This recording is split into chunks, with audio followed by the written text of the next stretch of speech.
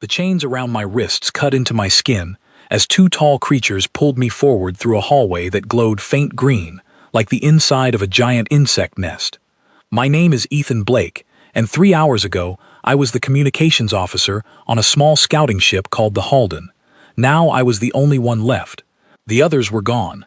I did not let myself think about that word too much, because if I did, my legs would stop moving, and here, stopping meant something far worse.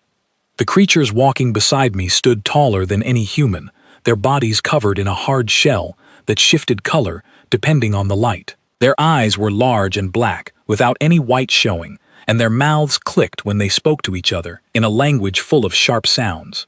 I had heard of them before, in old briefing files back on Earth. The Skarn Collective, an empire that had existed for longer than written human history, one that had never lost a single war against any species it had ever met. And I was walking straight into the middle of it. The hallway curved upward, and strange lights pulsed along the walls like a heartbeat.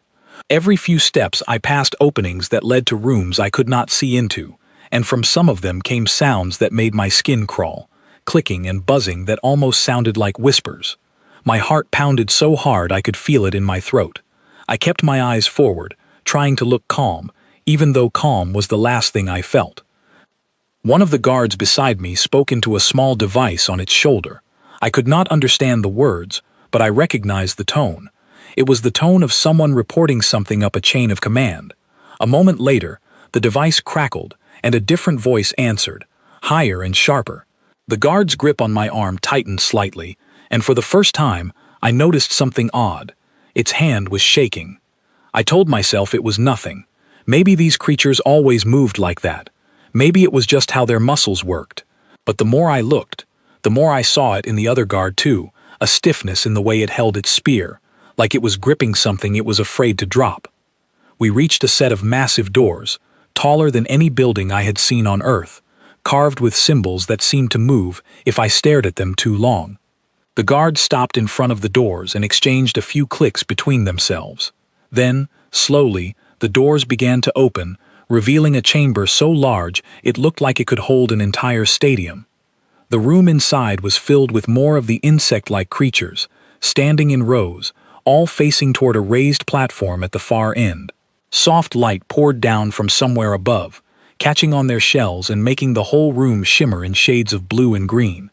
It was beautiful in a strange, cold way, the kind of beauty that makes you feel very small and very unwelcome at the same time.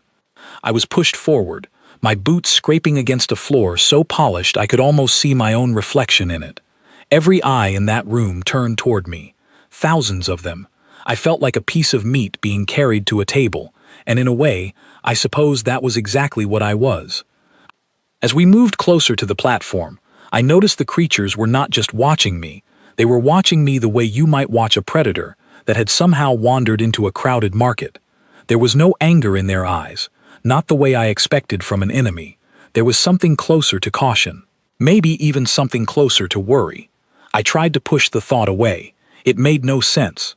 I was one man in chains, unarmed, exhausted, surrounded by an army that could have ended my life with a single motion. There was nothing about me that should have made anyone in that room feel worried. The guard beside me grabbed my arm again to keep me walking straight, and as it did, the rough fabric of my sleeve caught on something, maybe a jagged piece of its armor, and tore clean up to my elbow. I barely noticed at first. My mind was too busy trying not to panic. But then I felt cool air against my skin where the fabric had been, and I looked down. There, running from my wrist to just below my elbow, was an old scar, pale, thin in some places, and thicker in others, curving slightly like a long, crooked line drawn by an unsteady hand. I had carried that scar for years. It was so old and so familiar to me that I usually forgot it was even there. It was just a part of my arm, something that had happened a long time ago in a life that felt 1,000,000 miles away from this one. But something changed the instant that scar became visible. The room, which had already been quiet except for the low hum of the lights and the soft clicking of alien voices, fell into complete silence. Not the kind of silence that happens when a room is simply quiet.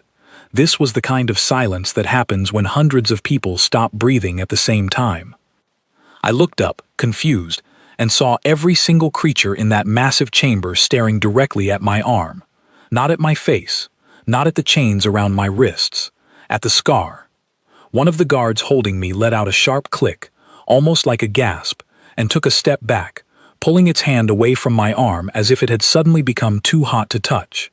The other guard's spear, the long weapon it had been gripping tightly since the moment they took me, slipped from its claws and clattered against the polished floor with a sound that echoed through the entire chamber like a gunshot. No one moved to pick it up. I stood there, frozen, chains hanging loose around my wrists, my torn sleeve fluttering slightly from some hidden airflow in the ceiling, and I had absolutely no idea what was happening. My scar was nothing special. I remembered getting it. I remembered exactly how ordinary the story behind it was. There was no way something so plain could mean anything to a species that had never even heard of Earth until a few years ago. And yet, all around me, spears were falling. One after another, the sound echoed through the chamber, clatter after clatter, as more and more of the guards lining the walls loosened their grip and let their weapons hit the floor. Some of them backed away entirely, pressing themselves against the walls as if trying to put as much distance between themselves and me as possible.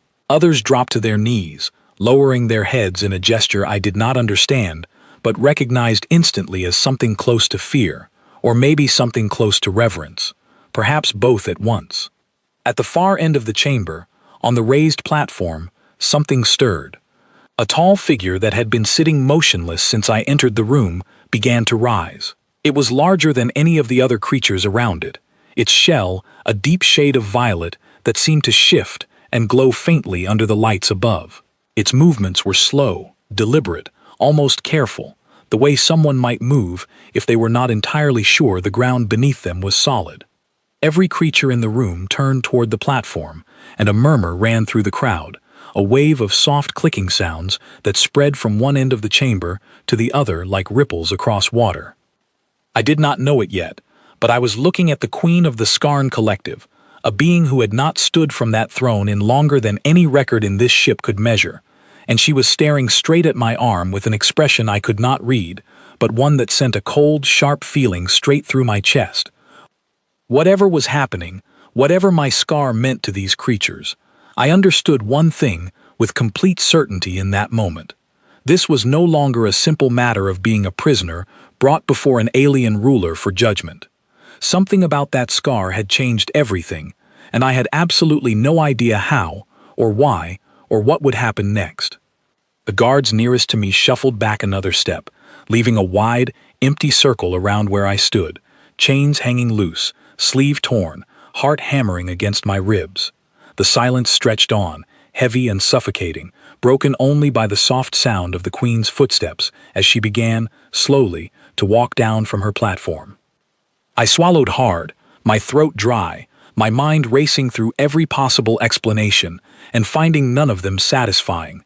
All I could do was stand there, exposed and confused, waiting to find out what kind of storm I had just wandered into. The Queen reached the bottom of the platform and stopped there for a moment, as if gathering herself before taking another step. Around her, the guards who still held their spears lowered them slightly, not in attack, but in something closer to submission. I had never seen a room full of armed soldiers behave this way, not once in my entire life, and the strangeness of it made my skin prickle with unease. She began walking toward me, each step slow and careful, her long limbs moving with a grace that seemed almost unnatural for something so large. Her shell caught the light in shifting patterns of violet and deep blue, and the closer she came, the more I could see fine markings etched across her body, patterns that looked almost like writing, though I could not begin to guess what they meant. I stood perfectly still. Running was not an option, not with guards still lining every wall, and even if it had been, my legs felt frozen in place anyway. All I could do was wait and try to keep my breathing steady, though my heart was doing anything but that. When she was close enough that I could see my own reflection in her large dark eyes, she stopped. For a long moment, neither of us moved. She studied my face first, tilting her head slightly in a motion that reminded me, oddly, of a bird examining something unfamiliar. Then her gaze dropped again to my arm, to the scar running along my forearm, and she stayed there for what felt like an eternity. A small device floated down from somewhere near the ceiling, hovering close to her shoulder. It looked like a small metal sphere with a single blinking light on its surface. I recognized it immediately as some kind of translator, similar to devices Earth scientists had built for early contact situations, though far more advanced. When she finally spoke, her voice came through the device in a tone that was flat and mechanical, stripped of whatever emotion might have been in her original words, yet somehow the fear behind it still managed to come through. Her first question was simple, and it was the last thing I expected to hear. "Are you one of them?" I blinked, completely lost. One of who? I had no idea what she meant, and judging by the way every creature in that chamber seemed to hold its breath waiting for my answer, this was clearly not a question anyone expected me to misunderstand. I decided the safest thing to do was tell the truth, since I genuinely had no idea what lie could possibly help me here. "I do not understand the question," I said, keeping my voice as steady as I could manage. "My name is Ethan Blake. I am a human from a planet called Earth. I do not know what you are asking me." The Queen's head tilted again, and this time a ripple of whispers spread through the guards standing closest to us. She raised one long clawed hand and gestured toward my arm without touching it, as if even getting close to the scar made her uneasy. "That mark," she said through the device, her mechanical voice unable to hide the weight behind the words. "Where did you receive that mark?" I looked down at my own arm, at the pale, curving line I had carried for so long that I barely thought about it anymore. It felt strange, almost embarrassing, to explain something so ordinary to a being who seemed to be looking at it like it was the most important thing in the entire universe. "I got this a long time ago," I said. "Back when I was training to become a pilot, there was an accident during a simulation exercise. A support beam gave way and cut my arm before I could get clear. It has been there ever since. It is nothing special, just an old accident." The moment the words left my mouth, something shifted in the room. I could not quite explain what it was, but the tension seemed to thicken rather than ease. The Queen's eyes narrowed slightly, and she exchanged a quick glance with one of the taller guards standing near the platform, a creature with markings different from the others, deeper red streaks running along its shell. That guard stepped forward and spoke rapidly to the Queen in their clicking language. I could not understand a single word, but the tone was unmistakable, urgent, almost pleading. The Queen raised a hand, and the guard fell silent immediately, though its posture remained rigid with what I could only describe as barely controlled alarm. The Queen turned back to me, her large dark eyes studying my face with an intensity that made me want to look away, though something told me looking away might be the worst thing I could do in this moment. "You say this was an accident," she said slowly, testing each word as if she did not quite believe them. "A simple accident, from your training, with no meaning beyond the moment it happened." "Yes," I said. "That is exactly what I am telling you." She was quiet for a long time after that, long enough that I began to wonder if the translator device had stopped working. The silence in the chamber remained absolute, thousands of creatures standing motionless, watching this exchange unfold with a kind of tension that felt like it could snap at any second. Finally, the Queen spoke again, her voice this time carrying a strange mixture of caution and something that almost sounded like disbelief.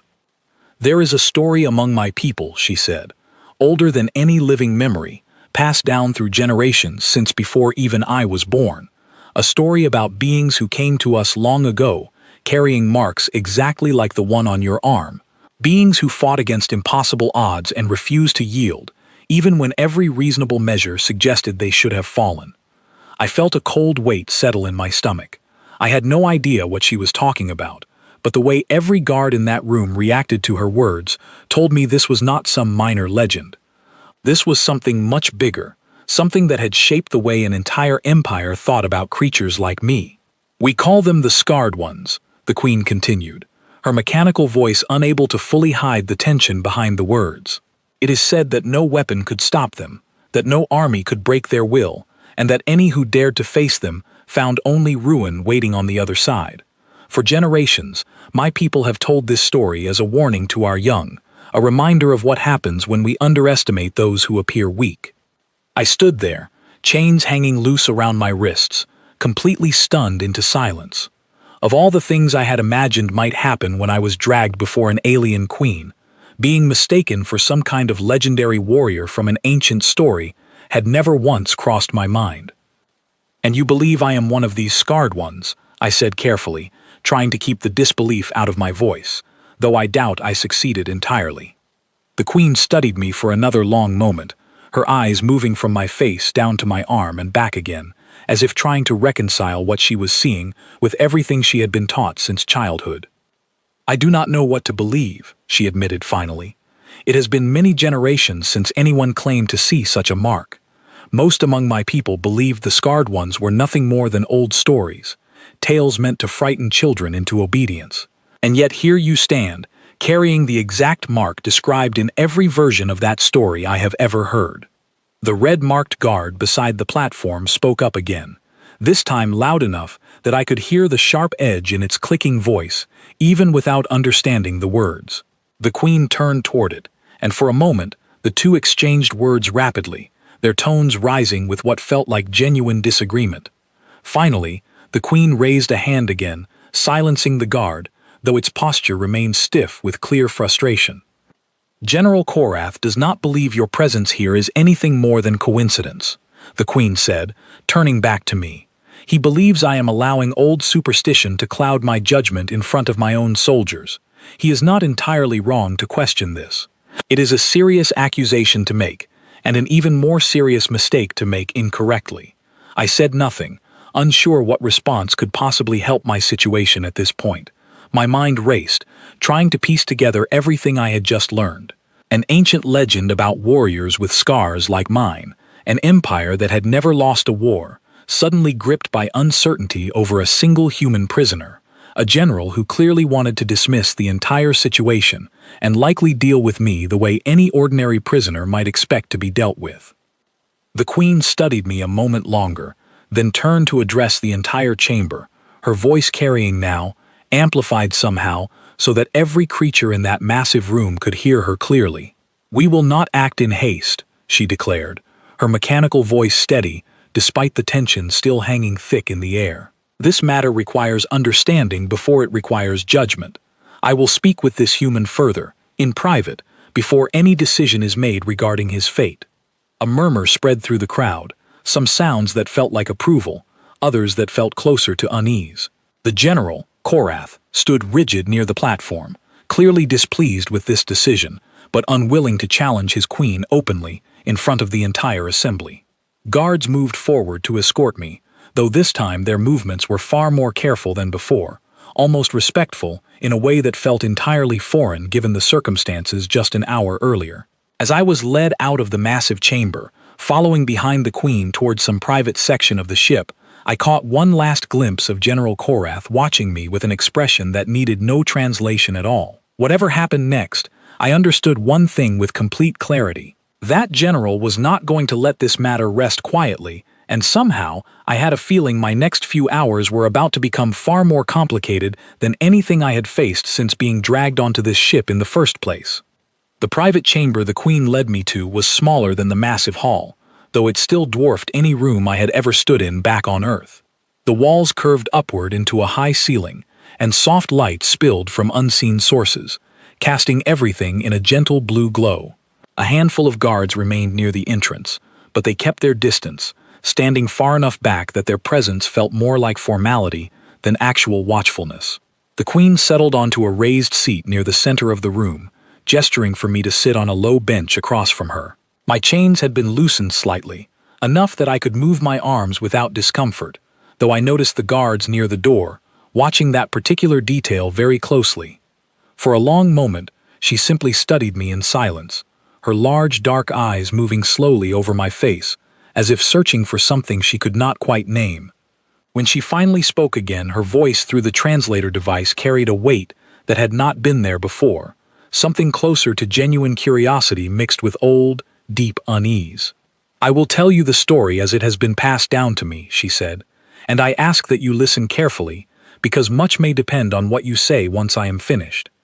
I nodded, saying nothing, though my mind was already racing with questions I knew I would need to hold back for now. Many generations ago, long before I was born, Before even my mother's mother sat upon this throne, my people encountered your kind for the very first time, the Queen began. We did not know then that your species called itself human. We simply knew that a small vessel had drifted into a region of space we controlled, a vessel far smaller than anything we had ever bothered sending soldiers to intercept. She paused, her clawed fingers tracing a slow pattern along the arm of her seat, as if the memory, even secondhand, carried some discomfort with it. It was not a warship, she continued. Our scouts reported it as something closer to what your people might call a lifeboat, a small craft carrying only a handful of survivors. There had been, we later learned, an attack on one of your settlements, though the details of who committed that attack were never made entirely clear to us. What mattered to my ancestors at the time was simple. A weak, damaged vessel had entered our territory, and it seemed like an easy matter to bring its occupants in for questioning.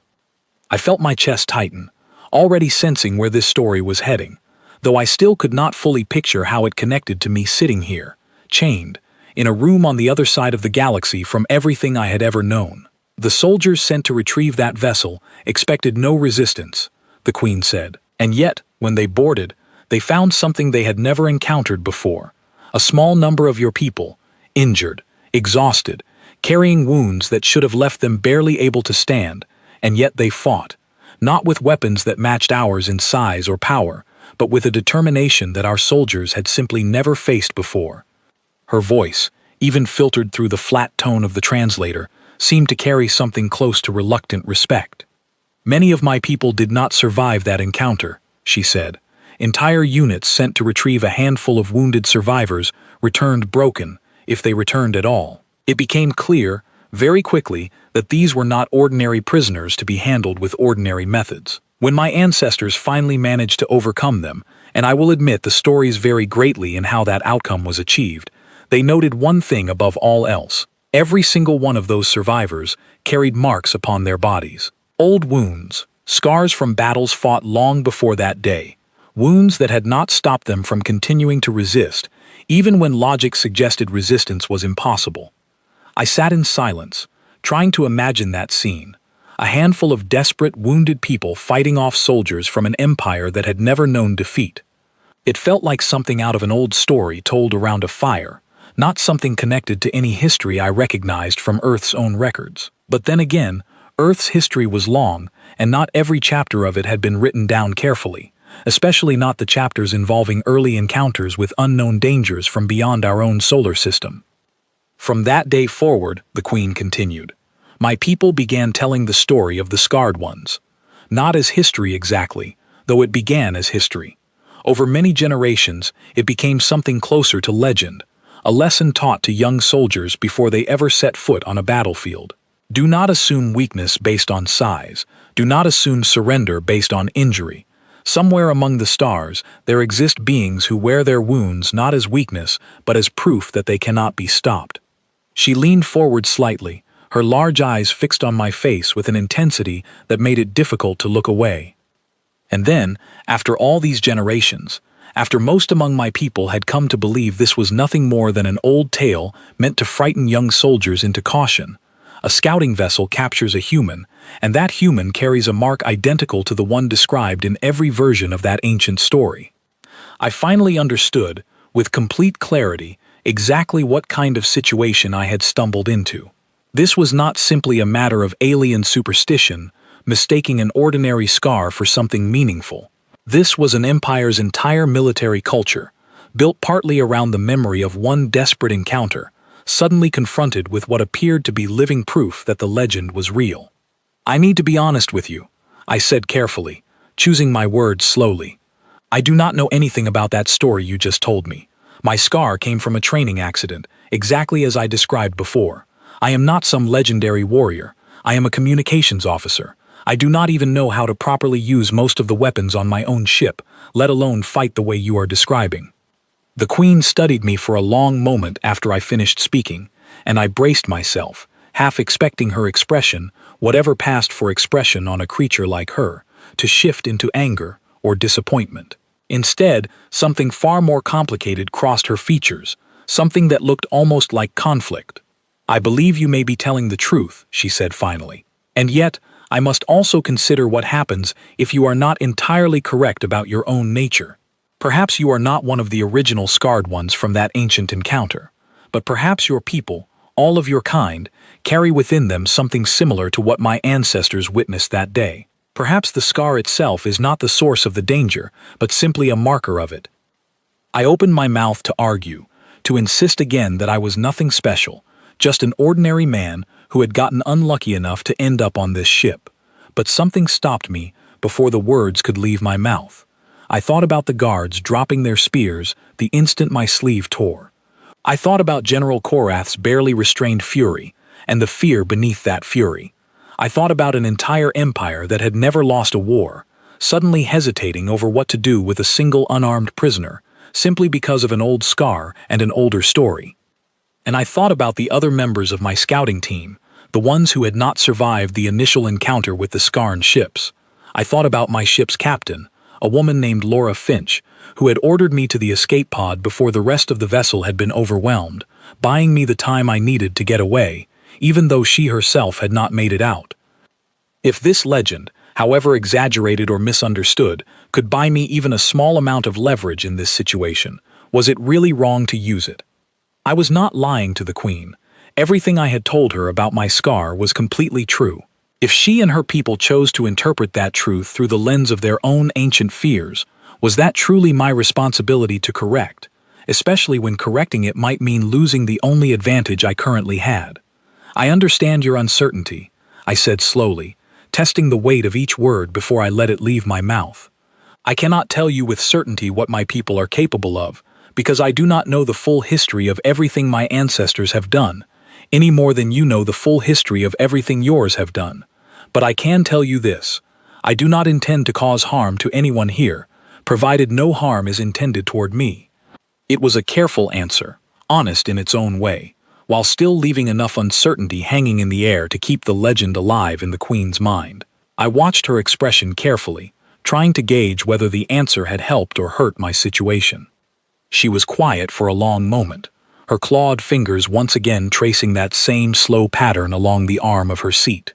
Finally, she rose from her seat, moving toward a section of the wall that shimmered slightly, revealing what looked like a window looking out into open space, countless stars scattered across an endless dark canvas. "There are others of your kind aboard this vessel," she said without turning to face me, "captured from a separate encounter several days before your own vessel was discovered. I had intended to have them processed, according to standard procedure, before this situation with your scar arose. Now, I find myself questioning what standard procedure should even mean, given everything I have just told you." My heart nearly stopped in my chest. Other humans, alive, aboard this ship, possibly close enough that I might be able to help them if I played this situation correctly. I kept my voice as steady as I could manage, though inside, my mind was already racing through every possible way I might use this new information. "If there are others of my people here," I said carefully, "then their safety matters a great deal to me. I would ask that no harm come to them while you and I continue this conversation." The Queen turned back to face me, her large dark eyes studying my expression with a look that told me she understood exactly what I was doing, even if she could not be entirely certain whether my concern was genuine care for my own kind or simply another calculated move in whatever game she believed I might be playing. "We will discuss their fate," she said finally, "along with your own, once I have consulted further with my council. General Korath will not be pleased with further delay, and I suspect he will make his displeasure known before this matter is settled." As if summoned by his own name, the doors to the private chamber slid open, and General Korath himself stepped inside, his red-marked shell catching the soft blue light in a way that made him look even more imposing than he had back in the main hall. His dark eyes fixed on me immediately, and I could see, even without understanding a single word of his language, that whatever patience he had shown earlier had completely run out. He began speaking rapidly to the Queen, his voice sharp and urgent even through the muffled distance of the translator device, and though I could not understand the words themselves, the meaning behind them needed no translation at all. Whatever careful balance I had managed to strike in this conversation so far, I had a sinking feeling it was about to be tested far more severely than anything I had faced since these chains were first placed around my wrists. General Korath's voice filled the chamber, sharp and rapid, and though the words meant nothing to me, the anger behind them was unmistakable. The Queen listened without interrupting, her posture calm, though I noticed the slight tension in the way she held her shoulders, a sign that even she was not entirely comfortable with whatever the general was demanding.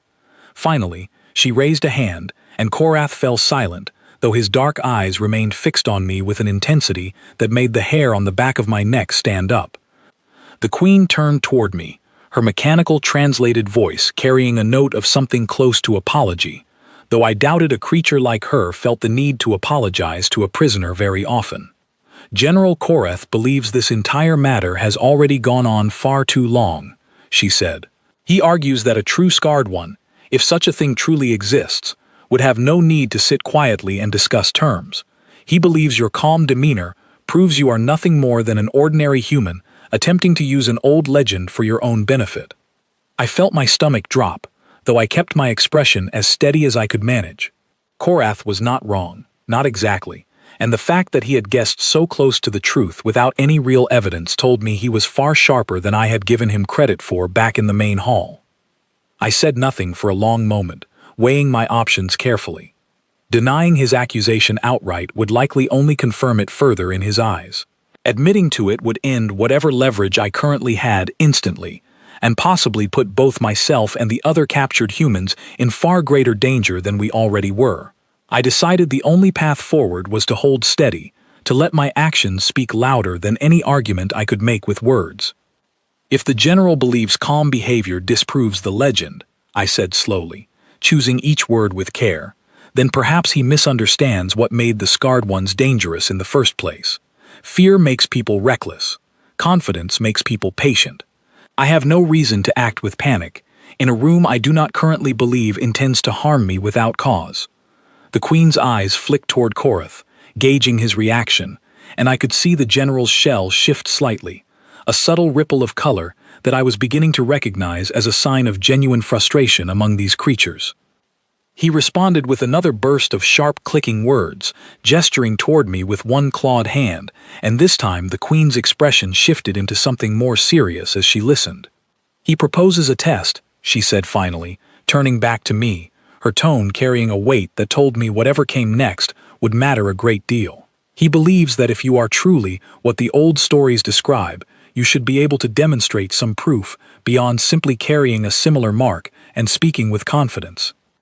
My mind raced immediately, trying to imagine what kind of test an alien general might consider reasonable proof of some ancient legendary bloodline. Whatever it was, I had a sinking feeling it would not be something as simple as answering another question calmly. "What kind of test?" I asked, trying to keep my voice steady despite the growing knot of tension forming in my chest. The Queen hesitated before answering, and that hesitation alone told me the answer was not going to be pleasant.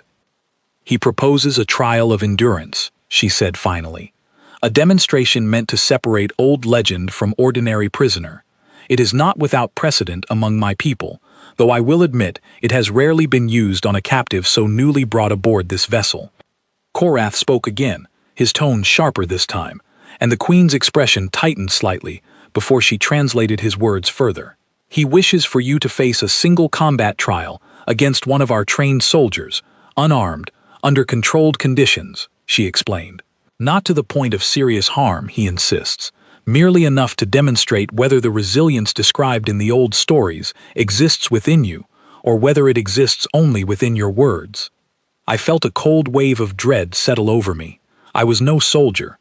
I had spent my career on a ship managing communication systems and navigation logs, not training for combat against creatures built with natural armor and claws sharp enough to tear through metal. Whatever the general considered a controlled trial, I doubted very much that it would feel controlled from where I would be standing. And yet, refusing outright would almost certainly confirm every doubt Korath already held. If I backed away from this challenge now, whatever fragile advantage I still held over my situation, and over the safety of the other captured humans somewhere aboard this ship, would collapse instantly. I thought again of Captain Finch, of the way she had shoved me toward that escape pod without a single moment of hesitation, sacrificing her own chance at survival so that I might have mine. I thought of the other humans still trapped somewhere aboard this vessel, waiting for a fate that depended entirely on decisions being made in this room right now. I straightened my shoulders as best I could despite the chain still hanging loosely around my wrists, and I forced my voice to remain steady, even as my heart pounded hard enough that I was certain everyone in the room could hear it. "I will accept the trial," I said, and Korath's eyes narrowed slightly, as if he had expected me to refuse, and was recalculating his own assumptions on the spot. The Queen studied me for a long moment, her large dark eyes carrying an expression I could not fully read, somewhere between concern and cautious approval. "Very well," she said finally. "The trial will take place in the training arena within this vessel. I will oversee the proceedings myself, alongside General Korath, and I will ensure the conditions remain as controlled as such a trial allows."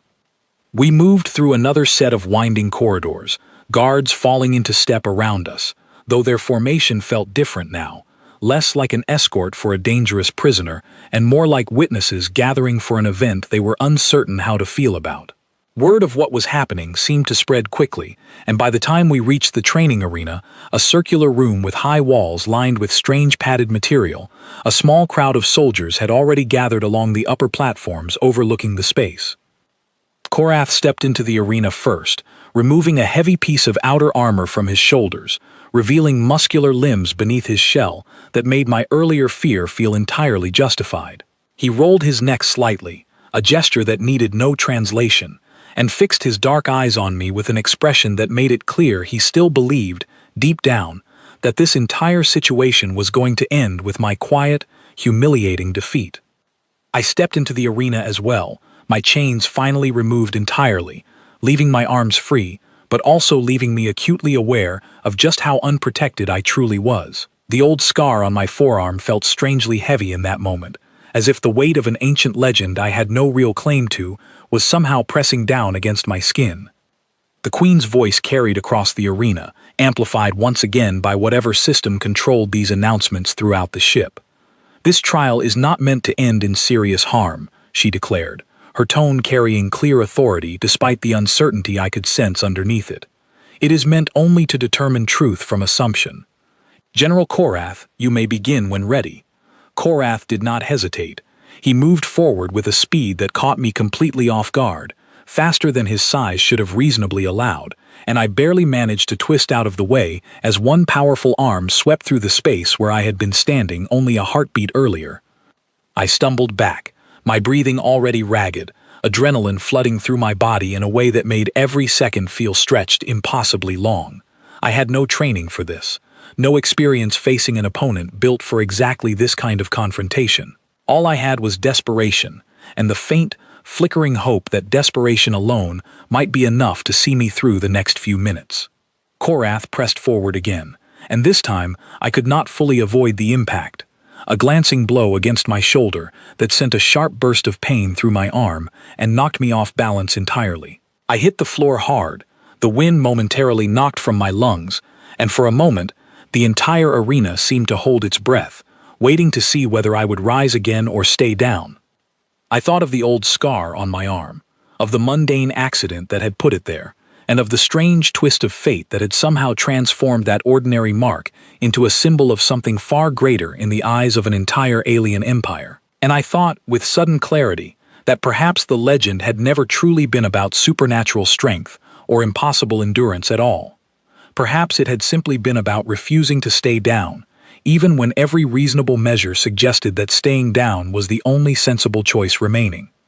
I pushed myself back up onto my feet, ignoring the sharp protest of pain radiating from my shoulder, and faced Korath again, my legs shaking slightly, but my eyes steady and unblinking. A murmur rippled through the crowd gathered along the upper platforms, and even Korath himself paused for a brief moment, his dark eyes studying me with an expression that had shifted, just slightly, from confident certainty towards something closer to genuine uncertainty. Whatever happened in the next few moments, I understood that this trial was no longer simply about proving or disproving an ancient legend. It had become something far more personal, a test not of who I truly was according to some old story, but of what I was willing to endure for the sake of the people still depending on me, both aboard this ship and back on a planet that had no idea just how close its fate might currently hang in the balance. Korath circled me slowly now, his earlier confidence tempered by whatever he had seen in my eyes when I rose back to my feet. The crowd along the upper platforms had grown quieter, the earlier murmurs settling into something closer to tense anticipation. I kept my breathing steady, or as steady as I could manage, and watched his movements carefully, trying to anticipate whatever came next. He lunged again, faster this time, and I barely managed to sidestep the attack, feeling the rush of air as his arm passed close to my ribs. I stumbled slightly on the recovery, my legs still unsteady from the earlier fall, and Korath used the opening to close the distance further, forcing me back toward the padded wall of the arena. I felt my shoulder blades press against the wall, and for a brief, terrifying moment, I thought this was where the trial would end, with me cornered and unable to demonstrate whatever proof Korath believed the old legend required. But then something shifted in my mind, a realization that had been building since the moment I first stood back up after being knocked down. This was never a fight I could win through strength or skill, because I simply did not have either in any measure that could match a trained Skarn soldier. If there was any chance of ending this trial in a way that protected both myself and the other captured humans, it would not come from my fists or my footwork. It would come from understanding exactly what this trial was truly meant to prove, and finding a way to prove it on my own terms instead of Korath's. I raised my hands, not in a fighting stance, but open, empty, a clear gesture of pause rather than aggression. Korath hesitated, his arm drawn back but not yet moving forward, clearly confused by a posture that did not match anything he expected from an opponent mid-trial. "I am not going to keep striking back at you," I said, loud enough that my voice carried across the arena, loud enough that I hoped the Queen watching from above could hear every word clearly through whatever translation system was capturing this exchange. "Not because I cannot try, but because I do not believe that is truly what this trial is meant to measure." Korath's stance shifted slightly, uncertainty flickering behind his dark eyes, though he did not lower his raised arm entirely. "You believe the old story is about strength," I continued, forcing steadiness into my voice, despite the ragged edge of my breathing. "About warriors who could not be harmed, who fought without fear, because pain simply did not touch them the way it touches ordinary beings. But that is not what a scar actually represents. A scar is proof that something did cause harm, that the pain was real, that the wound was real, and that whoever carries it kept moving forward anyway, not because they were unstoppable, but because stopping was never something they were willing to choose." The arena had grown almost completely silent now, the crowd along the upper platforms watching with an intensity that made the air feel thick and heavy. Even Korath had lowered his arm slightly, his shell shifting through subtle patterns of color that I could not fully interpret, though the aggression in his posture had clearly softened into something closer to genuine consideration. "I am not a legendary warrior," I said, my voice steady now, carrying a conviction that surprised even me. "I am an ordinary person who happened to survive an accident, exactly as I told your queen from the very beginning. But if your ancestors truly encountered beings who fought against impossible odds despite carrying real wounds, real pain, and real fear, then perhaps what made them dangerous was never some special strength written into their bodies. Perhaps it was simply their refusal to let any of that stop them from protecting the people who depended on them." I glanced up toward the platform where the Queen stood watching, her large, dark eyes fixed intently on me, her expression carrying an unreadable mixture of emotions that I could not begin to fully decipher. "That is not something unique to whatever legend your people remember," I continued, turning my attention back to Korath, whose stance had shifted further, the aggressive readiness draining slowly from his posture. "Every single one of my people carries that same capacity within them, not because we are special, but because it is simply part of what it means to care about something enough to keep fighting for it, even when the odds suggest we should not bother trying." For a long moment, nobody moved. Korath stood frozen, his dark eyes searching my face for something, though I could not tell whether he was looking for weakness or looking for confirmation of exactly the opposite. The silence stretched on, broken only by the faint hum of the arena's lighting system and the soft shuffle of the crowd shifting uneasily along the upper platforms. Finally, the Queen's voice rang out, clear and firm, cutting through the tension that had settled over the entire chamber. "The trial is concluded," she declared, and the finality in her tone left no room for argument, not even from Korath, whose posture stiffened briefly before settling into something closer to reluctant acceptance. Korath stepped back, lowering his arms fully, his dark eyes never leaving my face even as the tension between us finally began to ease. He said nothing directly to me, but he inclined his head slightly, a gesture that felt, even without translation, like a small measure of grudging respect.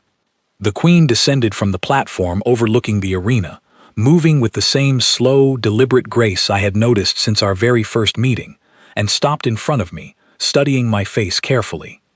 "You did not fight as Korath expected," she said, her mechanical voice carrying a note of something close to quiet approval. "And yet you have proven something that I believe matters far more than any test of physical endurance ever could." I said nothing, waiting, my heart still pounding from the trial, though the fear that had gripped me earlier had settled into something calmer, steadier. "The old legend of the Scarred Ones was never truly about supernatural strength," the Queen continued, echoing the very point I had made moments earlier. "I believe, perhaps, my people forgot that truth somewhere across the many generations this story has been retold.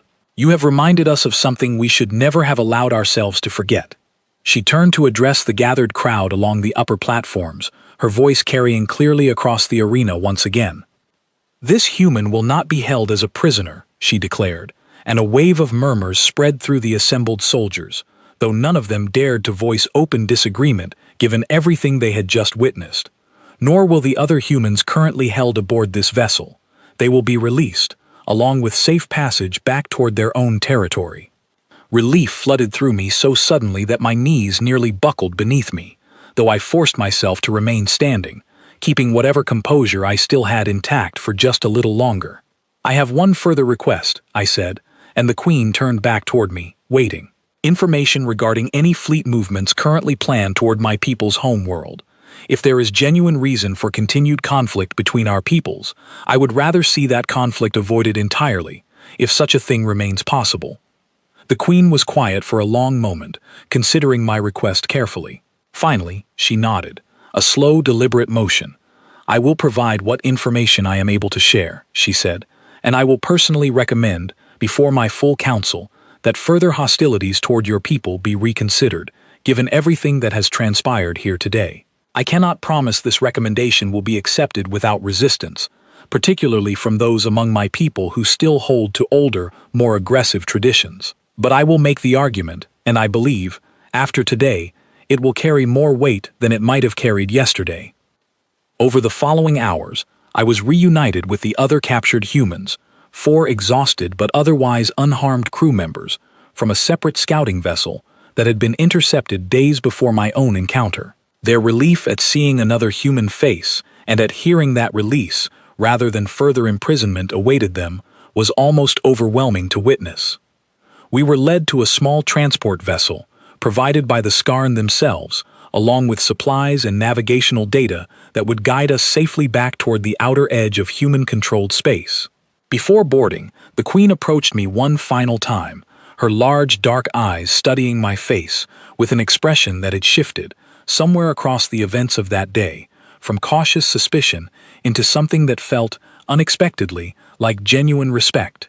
"Whatever the old stories claimed about the Scarred Ones," she said quietly, the translator device carrying her words with unusual softness, "I believe the truth you showed me today matters far more.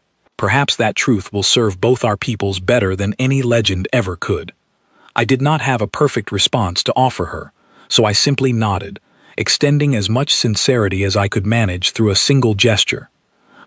As our transport vessel pulled away from the massive Scarn ship, drifting slowly out into open space before finally aligning its course toward home, I found myself staring down at the old scar still marking my forearm, pale and familiar, exactly as it had always been. It was strange to think that something so ordinary, a simple accident from years ago that I barely thought about most days, had somehow become tangled up with an ancient legend belonging to an empire that had never once lost a war in 10,000 years. Stranger still to think that the true lesson buried within that old legend had never truly been about strength or invincibility at all, but about something far simpler and far more human.